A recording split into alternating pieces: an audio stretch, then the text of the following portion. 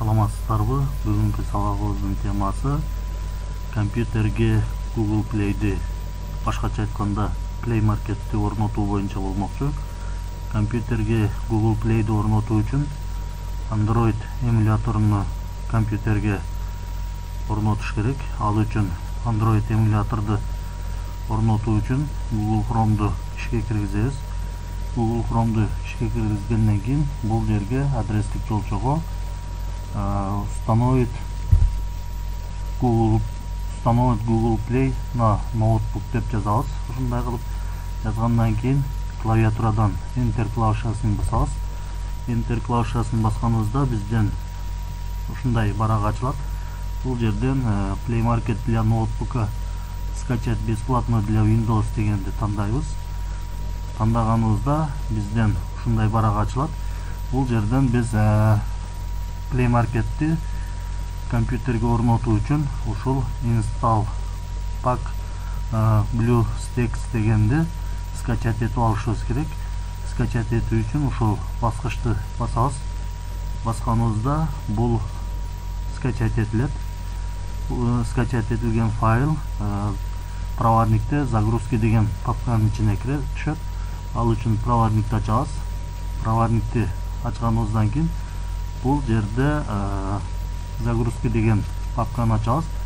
Загрузки деген папканы ачканыбызда бул жерде ушул install pack BlueStacks деген файл ушу жерге келип түшөт. Бул файлды ишке киргизүү үчүн аны ачабыз. Ачканыбызда бизден төмөнкүдөй терезе чыгат. Контроль учетных записей деп. Бул жерден да дегенди басабыз. Да дегенди басканыбызда бизден install pack деген терезе ачылат. Бул жерде программанын түрлөрү,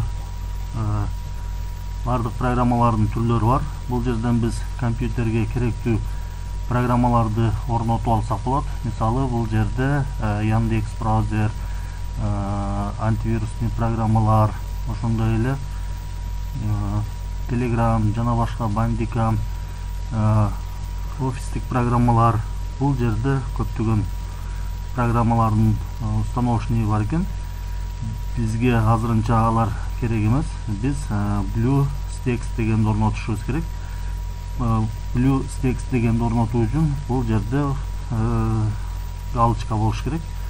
Демек биз бул жерде галочка тургандыктан, демек бул программа тандалып турат.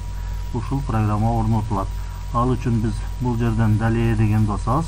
Далее дегенди басканыбызда бизден ушундай барак ачылат. Бул жерден биз загрузить и установить браузер Opera дегенден галочканы алып коебуз. Себеби биз Opera браузери керек эмес.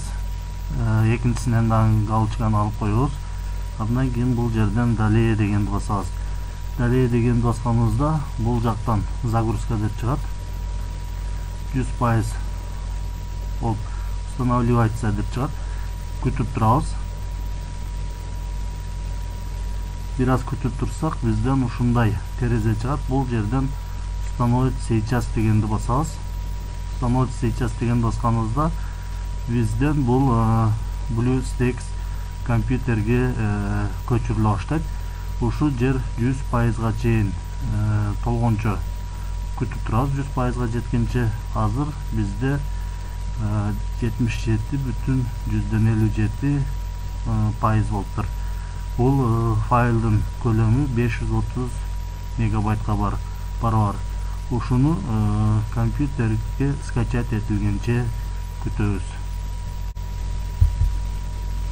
Бул жер 100% толгондон кийин ушундай болуп орнотула баштайт. Күтүп турабыз.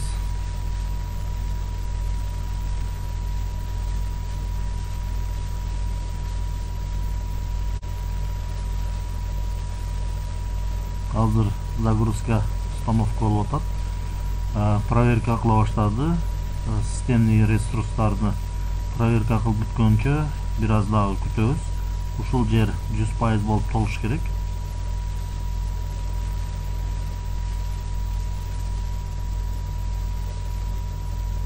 азыр файлдарды распаковка кылып атат. 50%га жетти, ушу жер 100%га жетиш керек.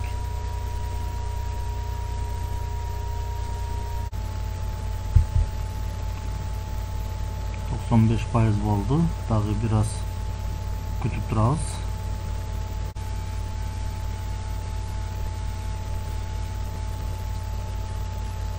Бир аз күтөбүз дагы. 100% болгондон кийин кайра установка кыла баштайт. Бул жерде устанавливаться деп мына установка болуп бүттү. Установка болуп бүткөндөн кийин биз бул жерден закрыт дегенди басабыз. Закрыт дегенди басканыбыздан кийин бизде бул жерде BlueStacks деген жана BlueStacks Multi Install деген эки значок пайда болот. Биз бул жерден BlueStacks дегенди ачабыз. BlueStacks дегенди ачканыбызда бизден төмөнкүдөй терезе ачылат.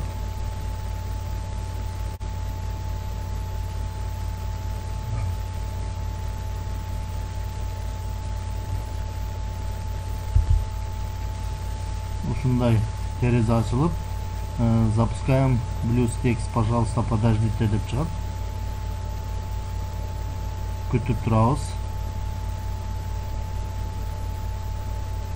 Бул жерден азыр бизден аккаунт сурашы мүмкүн. Ошондуктан бир аз күтөбүз.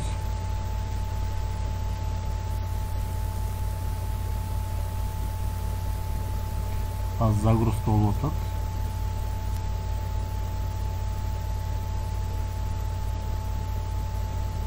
Загрузка болгончо күтөбүз. Бул эмуляторду орнотуу бир канча убакыт алышы мүмкүн. Ошондуктан башынан аягына чейин күтүп орнотушубуз керек. Бизден ушундай болуп чыгат. Бул жерден биз YT дегенди басабыз. Google Play'ге кирүү үчүн YT дегенди басканыбызда бизден Google аккаунтту сурайт. Азыр YT дегенди бастык, бир аз күтүп турабыз.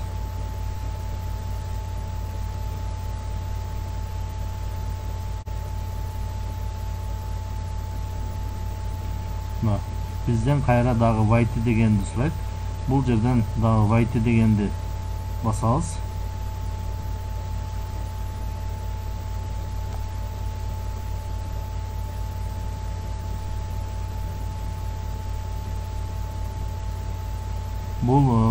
Бул жерден биз Google Play'ден Android үчүн приложенияларды жана оюндарды көчүрүп алсак болот.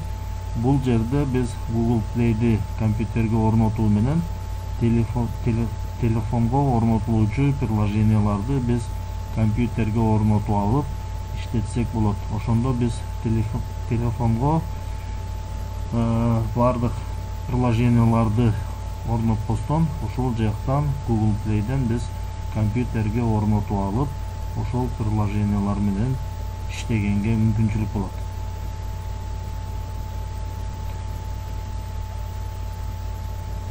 Az жүктөлүп атат. Бир аз күтөбүз.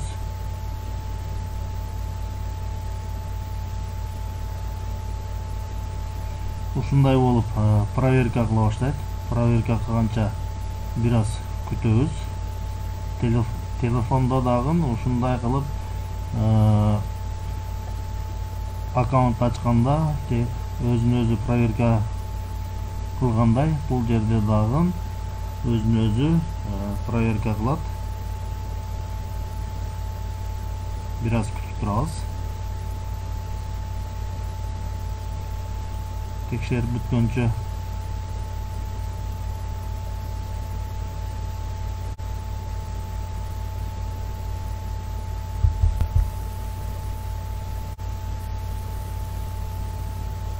азыр проверка кылып бүттү. Бизден азыр аккаунт сурайт.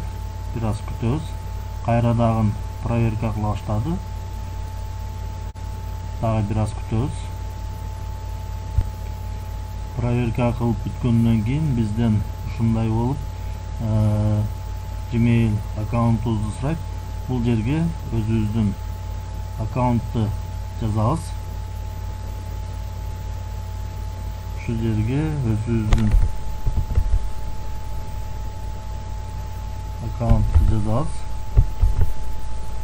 Мисалы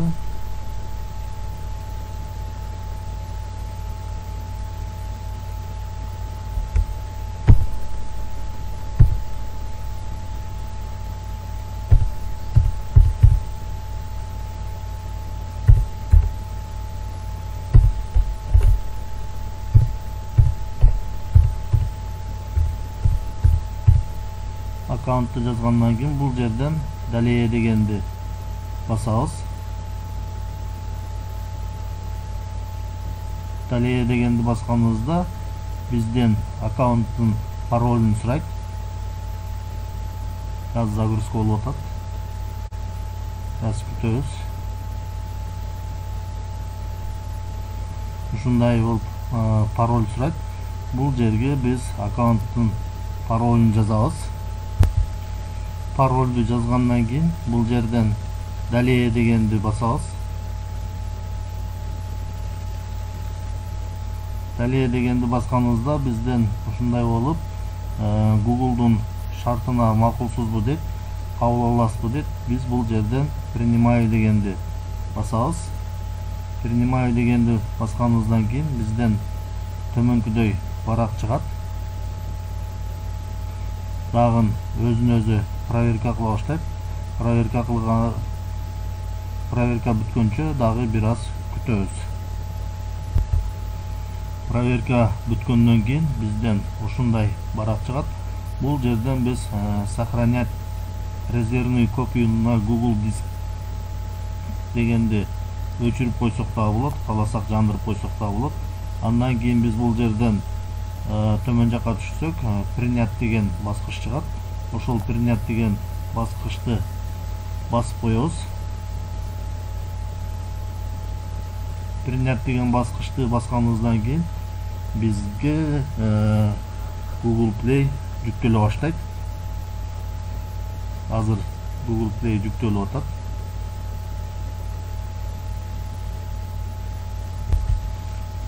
Ушундай болуп Google Play жүктөлөт. Мына кадимки телефондогу Play Market'те эле биз бул жерден каалаган приложенияны компьютерге орнотуп алсак болот. Мисалы, бул орнотуу үчүн бул жерге мисалы жазалы intro maker деп жазалы. Мына intro maker деп жазып туруп enter басканыбызда бизден приложениялар чыгат. Мисалы, бул приложенияны орнотуу үчүн ушуну басабыз. Кадимки телефондогудай эле приложенияларды, ошо телефондо иштөөчү приложенияларды ушинтип Google Play'дин жардамында компьютерге орнотуп алып иштесек болот. Биз телефонго приложениялардын баардыгын орнотуп берсек, телефондун эси памяты толуп калышы мүмкүн. Ошондуктан биз Google Play'ди компьютерге орнотуп алып туруп, ушундай кылып приложенияларды компьютерге өткөрүп алып иштесек болот. Бул жерден установить дегенди бассак, бул приложение компьютерге орнотула баштайт. Азыр мына скачать эте баштады. Скачать этип бүткөнчө бир аз күтөбүз. Мына скачать этилип бүтүп калды. Азыр 92% болду, установка боло баштады. Бул терезени чоңойтуп алсак да болот. Ал үчүн ушул жердеги баскычты бассак, бул терезебиз чоңоёт. Мына биздин приложениябыз установка болду. Бул жерден азыр биз терезени жаап чыгалы. Ал үчүн X деген басабыз, азыр терезебиз чоңоюп атат. мына ушундай кылып терезени чоңойтуп алсак болот. Ал эми бул жактагы баскычтарды өзүбүз басып үйрөнүп алабыз. Бул жерден настройка кылсак болот. Азыр мен Google Play'ден чыгайын, терезени жабабыз. Жапкандан кийин биз бул приложение компьютерге орнотулгандыгын көрөбүз. Бул жерден закрыт дегенди басабыз.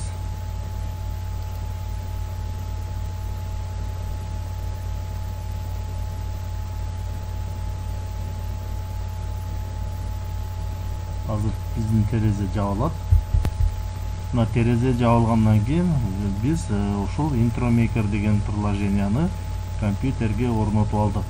Биз ушундай кылып телефонго орнотулуучу приложенияларды телефонго орнотпостон компьютерге орнотуп алып иштесек болот.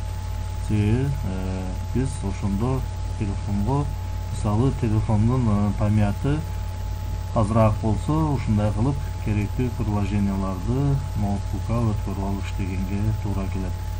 Сиздер дагы ушундай кылып Google Play'ди пайдалансаңыздар болот.